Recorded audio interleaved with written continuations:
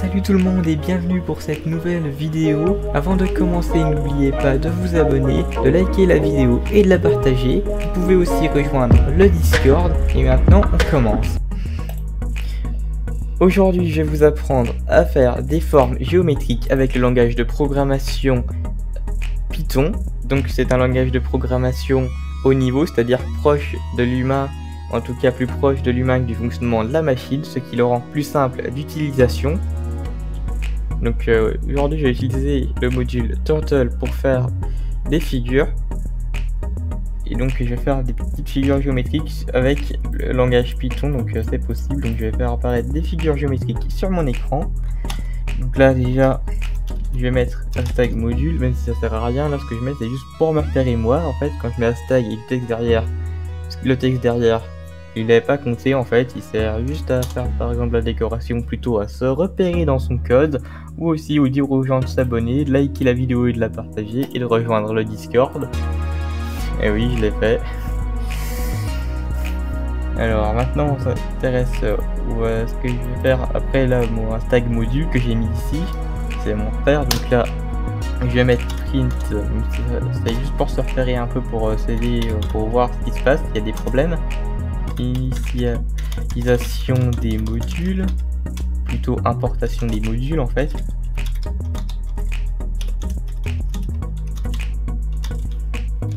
Donc là je vais importer Turtle et je sais plus trop je sais pas pourquoi. Allez, je vais importer TKInter. Donc je m'en suis pas encore vraiment servi, mais bon, je le mets quand même au cas où il y en ait besoin. Après je pourrais aussi importer le module de maths, mais bon, j'en ai pas besoin pour ce que je vais faire, c'est un peu plus simple que ça. Alors maintenant on continue après les modules. Donc il faut mettre il va donc falloir faire les procédures ou fonctions, vous appelez ça comme vous voulez. Donc là print,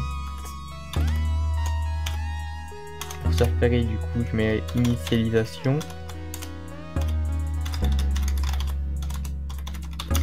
Des procédures, vous pouvez aussi appeler ça des fonctions, ça dépend de quel langage de programmation vous avez l'habitude d'utiliser. Donc aujourd'hui on n'est pas en classe, on l'appelle comme on veut. Alors ensuite il va donc falloir, déjà je vais mettre une fonction pour qu'on retourne en x 0 y0 pour tracer sa figure géométrique. Donc def position 0 0 parenthèse 2 points, et là je vais mettre tout simplement turtle, non pas turtle, donc le module turtle.goto. Donc là sur l'écran ça va le faire aller en 0 0. Voilà, donc là je descends et je reviens mettre ici. Là je vais faire le très simple cercle. Donc là il n'y a même pas besoin d'utiliser la première instruction, même si je vais quand même le faire. Donc je vais mettre la première fonction dedans, comme ça, voilà. Comme ça revient en 0 0 où qu'on soit allé avec les autres figures géométriques. Et ensuite on met donc turtle.circle, et là on met le rayon. Du coup je vais mettre une variable qui servira à définir le rayon, donc r égale 15. Et là, au lieu de mettre ça, je vais mettre R. Du coup, on peut mettre une valeur en nombre, mais là je mets une variable qui est un nombre. Et surtout, ne mettez pas un texte ici, et ne vous amusez pas à garder le radius ici, à moins d'avoir défini ceci comme une variable quelque part dans le code de la fonction. Parce que là, si je mets une variable ici et que je m'en sers ici, ça va faire une erreur. Donc maintenant, on va continuer.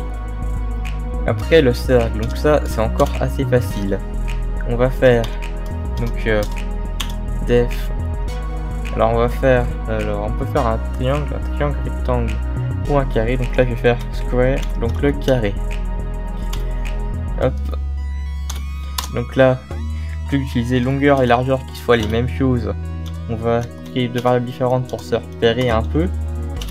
Mais ça serait plus utile quand on va faire des rectangles, c'est comme ça que je fais en tout cas pour moi. Donc, voilà, et ça va surtout aider d'avoir deux variables différentes. Vous verrez quand on va faire quand on va tracer le carré ou les triangles après quand on va être un peu moins perdu dans les calculs. Donc square. Donc là ça ne peut pas être fait directement. Donc je vais faire total. Donc là déjà avant de faire total.forward pen position 0 0. Hop. Total.forward. Et là il va falloir donc y faire avancer donc en fait de x pour que ça avance. Donc ensuite total.goTo x virgule y. Ensuite on va faire total.backward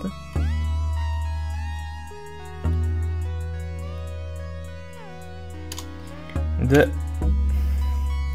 tout simplement x. Et ensuite total.goTo. Et là on va donc y faire aller donc en x moins x virgule. Donc là y moins y. Donc ce qui veut dire 0 0 retour au point de départ. Donc même si on commence pas à tracer en 0 0, ça va faire normalement un retour au point de départ. Donc là j'ai envie de tester ce que j'ai fait, du coup je vais mettre beaucoup plus bas et je vais faire hashtag code print lancement du programme. Et là tout simplement je vais utiliser donc mes deux fonctions principales, donc circle et square, pour voir ce que ça donne. Donc when start debugging, là voilà ce que ça donne. Donc ça a fait un cercle et un carré, et voilà la console du debug c'est en allée. Donc maintenant j'ai plus besoin de ces instructions là ici, mais bon elles me serviront quand je referai des figures ici dans à ce niveau là, donc quand je voudrais la tracer, parce que là si je refais un start debugging il va rien se passer à part les prints qui vont fonctionner. Donc ensuite je vais faire un triangle, donc un triangle plutôt isocèle, donc je vais l'appeler tout simplement triangle. Hop, voilà. Donc là j'ai oublié de mettre les 2 points, c'est pour ça que le pointeur n'a pas allé au bon endroit. Tac, donc x égale, donc je vais toujours regarder la valeur 15 pour le moment, même si ça pourrait être intéressant d'en changer pour avoir des formes un peu plus énormes sur l'écran. Donc y égale 15 aussi, donc maintenant j'ai les deux, et donc comme d'habitude pen position 0 0. Donc là total.forward, donc là pas point virgule, point forward, et donc de x. Ensuite c'est total.goTo, et là va falloir faire très attention pour ne pas se retrouver avec un triangle qui ne ressemble pas à un triangle. Donc x divisé par 2 virgule y, et ensuite on refait un total.goTo, mais cette fois-ci en x moins x virgule y moins y, donc un retour au point de départ. Donc voilà, c'est comme ça. Ensuite je vais donc faire le triangle rectangle. Hop, donc rectangle derrière, voilà. Donc on recommence à faire ces variables, ça commence à devenir un peu de la routine là. Remettre le stylo en 0 0, vous n'êtes pas obligé de le faire mais moi je le fais. Donc ensuite total.forward, donc là ça va être un peu la même chose en fait. Total.forward x total.goTo, et là on va tout simplement faire total.goTo et directement x moins x virgule y. Ensuite total.goTo x moins x virgule, pas ici la virgule d'ailleurs, ici virgule entre parenthèses y moins y. Voilà, donc là on a le cercle, le carré, le triangle et le triangle rectangle. Donc là je vais les tester un à un. Donc j'ai déjà testé le cercle et le carré en même temps. Du coup, on va faire le triangle et le triangle rectangle. Donc pour vous montrer, je vais mettre tout simplement, je vais appeler la fonction triangle. Je vais voir ce qui se passe. Donc start debugging. Donc voilà, j'ai eu un triangle à l'écran, tout petit évidemment parce que j'ai mis que 15 pixels. Ensuite, on peut aussi redéfinir certaines autres choses, mais bon, ça je vais vous y montrer un peu plus tard. Donc là, triangle rectangle. Donc il n'y a qu'une seule, il n'y a que 2 parenthèses à mettre, pas 4. Donc vous gardez pas les parenthèses de l'ancienne fonction quand vous en remettez une comme ça à l'arrache. Là, j'ai bien eu un triangle rectangle, c'est parfait. Donc les fonctions ici fonctionnent, on en fait ce qu'on veut maintenant. Donc là, j'aurais pu ne pas m'en servir et tout simplement aller à d'autres endroits. Donc je pouvais mettre par exemple 1, de toute façon les procédures là que j'ai créées peuvent aller peuvent fonctionner dans n'importe quelle circonstance tant que c'est pas hors de l'écran, donc vous mettez pas des valeurs de malade, ça passe. Et de toute façon, même si, alors je vais vous montrer ça, donc le triangle rectangle là je vais le refaire, mais cette fois-ci je vais mettre dans la procédure du triangle rectangle x égale 20, y égale 20, et voilà, je vais faire comme ça.